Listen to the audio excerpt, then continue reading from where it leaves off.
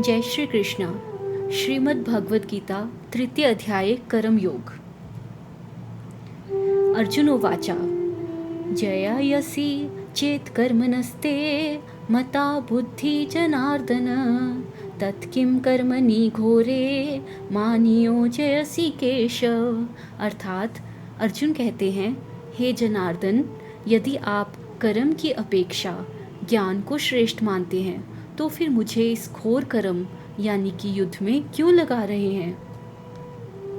व्यामीश्रेणेव वाक्येन बुद्धिं मोहयसीव मे तदेकं वद निश्चते येन श्रेयो अहम अपनुयाम। अर्थात आप मिले जुले वचनों से मेरी बुद्धि को भ्रमित कर रहे हैं, अतः आप निश्चित रूप से बताइए कि जिससे मेरा कल्याण हो सके। लोकेस्मिन् द्विविधा निष्ठा पुरा प्रोक्ता मया नघ ज्ञानयोगेन सांख्यानां कर्म योगेन योगिनाम। अर्थात श्री कृष्ण बोलते हैं, हे निष्पाप अर्जुन, इस संसार में दो प्रकार की निष्ठाएं पहले मेरे द्वारा कही गई हैं, ज्ञानियों के लिए ज्ञान योग और योगियों के लिए कर्म योग। ना कर्मणाम् अनारंभात् नैष्कर्म्यं पुरुषो श्रुते ना च सन्न्यसनादेव सिद्धिं समधिगच्छति। अर्थात ना तो कर्मों को ना करने से मनुष्य निष्कर्मता को प्राप्त करता है और ना केवल कर्मों के त्याग से ही वह सिद्धि को प्राप्त कर पाता है। ना ही कश्चित् तिष्ठन्मपि चातु तिष्ठत्य कर्म कृते कार्यते हयावशकरम सर्व प्रकृति जय गुरुने। अर्थात कोई भी मनुष्य किसी भी काल में क्षण मात्र भी बिना कर्म किए नहीं रह सकता। प्रकृति के गुणों के वशीभूत होकर हर प्राणी को कर्म करना ही पड़ता है। कर्म इंद्रियाणि संयमे य आस्ते मनसा स्मरन् इंद्रियार्थान् विमूढ़ात्मा मिथ्याचार स उच्यते। जो मूढ़ बुद्धि व्यक्ति कर्म इंद्रियों को तो रोक लेता है पर मन से विषयों का चिंतन करता रहता है, वह दंभी यानी कि मिथ्याचारी कहलाता है। यस त्व इंद्रियाणि मनसा नियम्यार्भते अर्जुन कर्म इंद्रिय कर्म योग मसक्त स विशिष्यते। अर्थात किंतु हे अर्जुन, जो पुरुष मन से इंद्रियों को वश में करके अनासक्त होकर कर्म इंद्रियों से कर्म योग का आचरण करता है वही श्रेष्ठ है। नियतं कुरु कर्म त्वं कर्म जयायो हया कर्मणे शरीर यात्रा पीच तेना प्रसिद्धेद कर्मण। अर्थात तू शास्त्र विहित नियत कर्म कर, क्योंकि कर्म ना करने की अपेक्षा कर्म करना श्रेष्ठ है। कर्म ना करने से तो तेरा शरीर निर्वाह भी सिद्ध नहीं होगा। यज्ञार्था कर्मणो अन्यत्र लोको अयम कर्म बंधन तदर्थम कर्म कौन्ते मुक्त संगम समाचर। अर्थात यज्ञ के उद्देश्य से किए गए कर्म के अलावा अन्य सभी कर्म मनुष्य को बंधन में डालने वाले हैं। अतः हे कौन्तेय, तू आसक्ति छोड़कर यज्ञ के लिए ही कर्म कर। सह यज्ञा प्रजा सृष्ट्वा पुरोवाच प्रजापति अनेन प्रसविष्य ध्वमेशवो अस्तित्व इष्टमाधुक।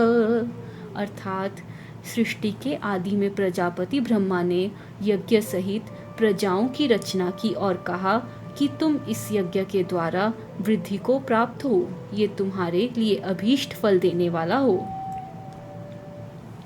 देवान भाव यतानेन्ते देवा भावयन्तु वः परस्परम भावयन्ते श्रेय परम वाप्यस्त्य। अर्थात तुम इस यज्ञ के द्वारा देवताओं की उन्नति करो और वे देवता तुम्हें उन्नत करेंगे। इस प्रकार परस्पर उन्नति करते हुए तुम परम कल्याण को प्राप्त होगे।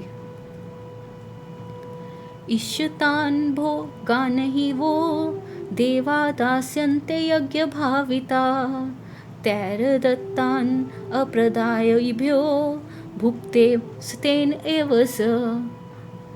अर्थात यज्ञ से प्रसन्न होकर देवता तुम्हें भोग प्रदान करेंगे। जो उन्हें बिना दिए उपभोग करता है वह निश्चित रूप से चोर है। यज्ञशिष्टा शिंसन्तो मुच्यन्ते सर्वकिलीबशै भुञ्जन्ते ते त्वघं पापा ये पचन्ति आत्मकारणात्।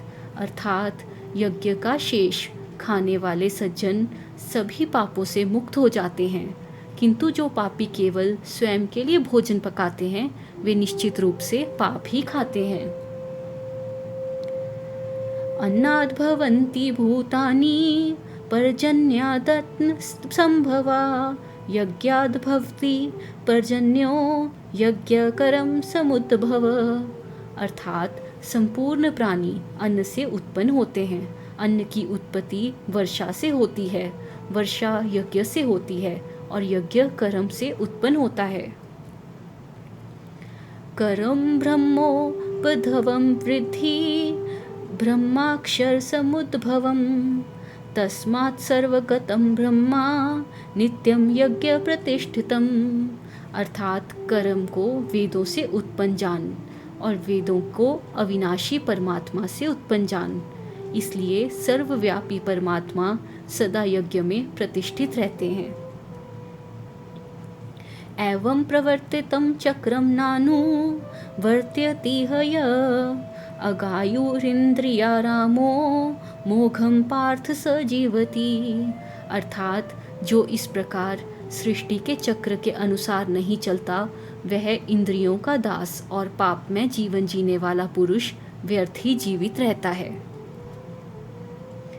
यस्त्वात्म रति एव स्यात् आत्म तृप्तश्च मानव आत्मन्येव च संतुष्ट तस्य कार्यम न विद्यते।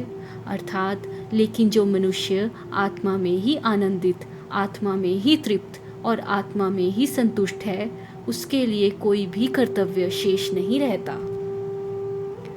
नैव तस्य कृतेनार्थो न कृतेनः कश्चन न चास्य सर्वभूतेषु कश्चित् अर्थव्यपाश्रय। अर्थात उस महापुरुष का इस संसार में कर्म करने से कोई प्रयोजन नहीं रहता और ना कर्म ना करने से ही कोई हानि होती है। उसका किसी भी प्राणी पर कोई स्वार्थ का आश्रय नहीं होता। तस्मात् सक्त स्ततं कार्यम कर्म समाचर असक्तो हयाचरन् कर्म प्राप्नोति पुरुष। अर्थात इसलिए तू सदैव आसक्तिहीन होकर अपने कर्तव्य का पालन कर, क्योंकि अनासक्त भाव से कर्म करने वाला पुरुष परमात्मा को प्राप्त कर लेता है। कर्मणैव हि संसिद्धि मा स्थिताश्चन काद्ये लोक संग्रह मेवापि संपश्यन् कर्तुमर्हसि। अर्थात जनक आदि राजाओं ने भी कर्म के द्वारा ही परम सिद्धि प्राप्त की थी, अतः लोक संग्रह यानी कि समाज कल्याण को देखते हुए भी तुझे कर्म करना चाहिए। यद्यदा चरति श्रेष्ठ सत्तत देवेतरो जन स यत् प्रमाणं कुरुते लोकस्तदनु वर्तते। अर्थात श्रेष्ठ पुरुष जैसा आचरण करते हैं दूसरे सामान्य पुरुष भी वैसा ही करते हैं। वे जो आदर्श स्थापित करते हैं संसार उसी का अनुसरण करता है। नामे पार्थास्ति कर्तव्यम त्रिषु लोकेषु किंचन ना अन्वाप्तम अवाप्तव्यम वर्त एव च कर्मणि। अर्थात हे पार्थ मुझे तीनों लोकों में ना तो कुछ करना है ना कोई वस्तु अप्राप्त है, फिर भी मैं कर्म में लगा रहता हूँ। यदि हयाहम नावर्त्यम जातु कर्मणे तंद्रित मम वर्तमानो वर्तन्ते मनुष्या पार्थ सर्वशः। अर्थात क्योंकि यदि मैं सावधान होकर कर्म नहीं करूँगा तो हे पार्थ, सभी मनुष्य सब प्रकार से मेरे ही मार्ग का अनुसरण करेंगे। उत्सीदेयुरिमे लोका न कुर्यां करं चेदहं संकरस्य च कर्तासया मुपहन्यामि मा प्रजा।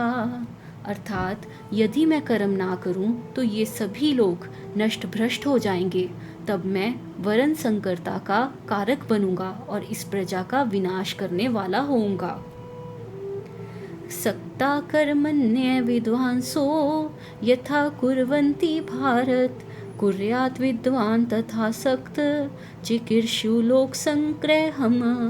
अर्थात हे भारत, जैसे अज्ञानी पुरुष फल की आसक्ति में कर्म करता है, वैसे ही विद्वान को लोक संग्रह की इच्छा से अनासक्त होकर कर्म करना चाहिए।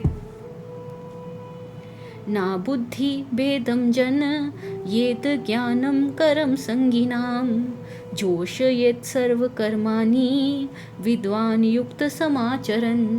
अर्थात विद्वान पुरुष को चाहिए कि वह कर्मों में आसक्त अज्ञानी पुरुषों की बुद्धि में भ्रम उत्पन्न ना करे, बल्कि स्वयं कर्म करता हुआ उन्हें भी कर्म में लगाए। प्रकृते क्रिया मानानि गुणे कर्माणि सर्वशः अहंकार विमूढ़ात्मा कर्ताहमिति मन्यते। अर्थात संपूर्ण कर्म प्रकृति के गुणों द्वारा किए जाते हैं, परंतु अहंकार से मोहित अज्ञानी मनुष्य स्वयं को कर्ता मान लेता है। तत्वविक्तो महाबाहो गुण कर्म विभागयो गुना गुणेषु वर्तन्त इति मत्वा न सज्जते। अर्थात लेकिन हे महाबाहो, गुण और कर्म के विभाग को जानने वाला ज्ञानी यह समझकर कि गुण ही गुणों में बरत रहे हैं, उनमें आसक्त नहीं होता। प्रकृते अर्गुण सम्मूढ़ा सज्जन्ते गुण कर्मसु तान कृत्सेन विदो मंदान कृत्सन्विन विचाल्येत। अर्थात प्रकृति के गुणों से मोहित मनुष्य गुणों और कर्मों में आसक्त रहते हैं। उन मंद बुद्धि लोगों को जो पूर्ण ज्ञान नहीं रखते, ज्ञानी पुरुष विचलित ना करें। मयि सर्वाणि कर्माणि सुमनियुषया अध्यात्म चेतसा निराशी निर्ममो भूत्वा युद्ध स्वविग्ध ज्वर। अर्थात मुझ में अपने सभी कर्मों को अर्पण करके आध्यात्मिक चित्त से आशा और ममता रहित होकर संताप यानी मानसिक रोग छोड़कर युद्ध कर। ये मे मत मिदम नित्य मनुतिष्ठन्ति मानवा श्रद्धावन्तो अनसूयन्तो मुच्यन्ते ते अपि कर्मभिः। अर्थात जो मनुष्य दोष दृष्टि से रहित होकर श्रद्धापूर्वक मेरे इस उपदेश का पालन करते हैं, वे भी कर्मों के बंधन से मुक्त हो जाते हैं। ये तवेत तम्भ्यसूयन्तो नानुतिष्ठन्ति मे मतम् सर्वज्ञान विमूढ़ान्तान् विधि नष्टान् चेतस। अर्थात किंतु जो ईर्ष्यावश मेरे इस मत का पालन नहीं करते, उन ज्ञान से मोहित और मूढ़ बुद्धि वालों को नष्ट हुआ समझ।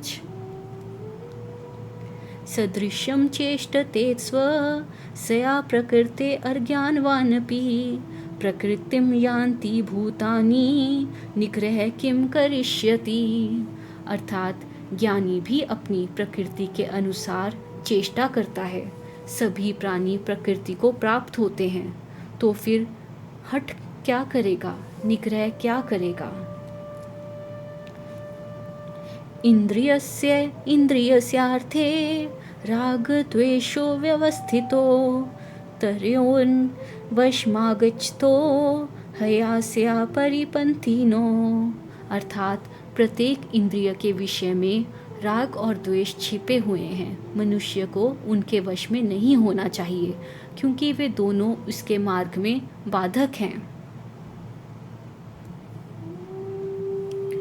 श्रेयांसेव धर्मो विगुण परधर्मात् स्वनुष्ठितात् स्वधर्मे निधनम श्रेय परधर्मो भयावह। अर्थात भली भांति अनुष्ठान किए हुए दूसरे के धर्म से गुणहीन भी अपना धर्म श्रेष्ठ है। अपने धर्म में मरना भी कल्याणकारी है। दूसरे का धर्म भय पैदा करने वाला है। अथ केन प्रयुक्तो अयम पापम चरति पुरुष अनिच्छनपि वाशर्ण्य बलादिव नयोजित। अर्थात हे कृष्ण, मनुष्य ना चाहते हुए भी जैसे बलपूर्वक लगाया गया हो किससे प्रेरित होकर पाप करता है। कामैश क्रोध ऐश रजोगुण समुद्भव महाशनो महापापमा विध्यन्मि वैरिणम। यह काम कामना है, यह क्रोध है, यह रजोगुण से उत्पन्न हुआ है। यह बहुत खाने वाला और महापापी है, इसे ही यहाँ वैरी जान। धूमेना विर्यते वाहनी यर्थादर्शो मलेन च यथोलबेन वृतो गर्भ स्तदा तेनेदमावृतम। अर्थात जैसे धुएं से अग्नि, धूल से दर्पण और गर्भ से शिशु ढका रहता है, वैसे ही ज्ञान इस काम से ढका रहता है। आवृतम ज्ञान में तेन ज्ञानिनो नित्य वैरिना काम रूपेण कौन्तेय दुष्पूरेणा नलेन च। अर्थात हे कौन्तेय, इस अग्नि के समान कभी ना तृप्त होने वाला काम रूपी नित्य वैरी द्वारा ज्ञान ढका रहता है। इंद्रियाणि मनोबुद्धिर स्याधिष्ठान मुच्यते अतः विमोयति येष ज्ञानमावृत्य देहिनम। अर्थात इंद्रियां, मन और बुद्धि इसके आश्रय स्थल कहे जाते हैं। इन इंद्रियादि के द्वारा यह काम ज्ञान को ढककर जीव को मोहित करता है। तस्मात् त्वमि इंद्रियाण्यादो नियम्य भरत ऋषभ पापमानं प्रजहि हयोनाम ज्ञान विज्ञान नाशनम। अर्थात इसलिए हे भरतवंशियों में श्रेष्ठ, तू पहले इंद्रियों को वश में करके इस ज्ञान और विज्ञान का नाश करने वाले पापी काम को निश्चित रूप से मार डाल। इंद्रियाणि परानि आहु इंद्रियभ्यः परम मन मनस्तस्तु परा बुद्धियो बुद्धे परस्तु स। अर्थात इंद्रियों को श्रेष्ठ कहते हैं, इंद्रियों से श्रेष्ठ मन है, मन से भी श्रेष्ठ बुद्धि है, और जो बुद्धि से भी अत्यंत श्रेष्ठ है वह है आत्मा। एवं बुद्धे परम बुद्धवा संसत भयातमानमात्मना जय शत्रुम महाबाहो काम रूपम दुरासदम। अर्थात इस प्रकार बुद्धि से परे श्रेष्ठ आत्मा को जानकर स्थिर बुद्धि के द्वारा मन को वश में करके हे महाबाहो, तू इस काम रूपी दुर्जय शत्रु को मार डाल। जय श्री कृष्णा। राधे राधे।